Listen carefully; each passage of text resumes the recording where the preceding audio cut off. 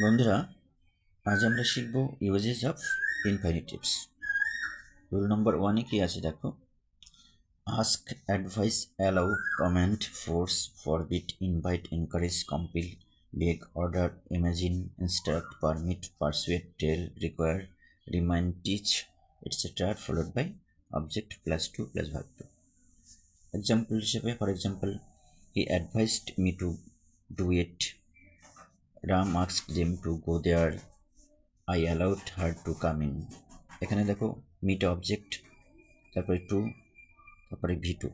এখানে V two কেন দেওয়া হয়নি? যেহেতু এখানে অ্যাডভাইসড আছে, পাস্ট ফর্ম আছে, সেই জন্য এখানে প্রেজেন্ট ফর্ম দেওয়া আছে। এরকম ভার্বের প্রেজেন্ট ফর্ম দেওয়া, ভার্বের ভি ওয়ান দেওয়া আছে, ঠিক আছে? তাহলে এখানেও সেরকম দেখো, দেমটা অবজেক্ট, তারপরে টু, তারপরে গোটা ভার্ব। এখানেও হারটা অবজেক্ট, তারপরে টু, কামটা ভার্ব। ওকে, কিন্তু এই যে বলছে দেখো, but if this are used in passive voice then they are followed by to plus verb one. Okay, passive ভয়েসের ক্ষেত্রে নিয়মটা একটু আলাদা। তাহলে এখানে যেমন object plus to plus verb two হয়েছে, এখানে কিন্তু অবজেক্টটা প্রথমে হবে না, ঠিক আছে? টু, তারপর ভার্ব ওয়ান হবে।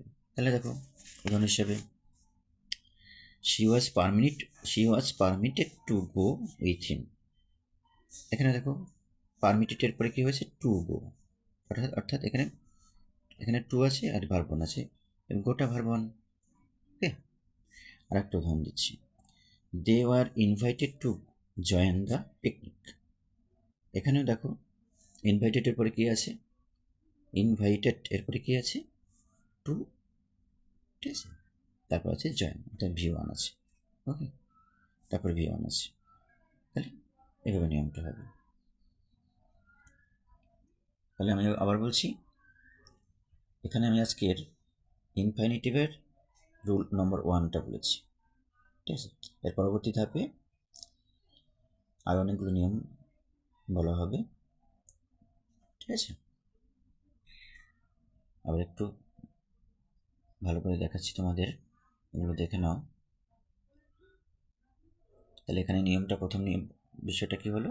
Object plus to plus verb two.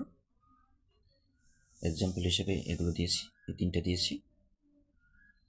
কিন্তু প্যাসিভ ভয়েসের ক্ষেত্রে নিয়মটা একটু চেঞ্জ হবে।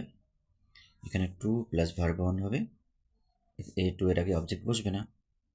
ওকে, উদাহরণ হিসেবে আমি এগুলো করলাম। ওকে, তাহলে আজকের মতো এ পর্যন্ত।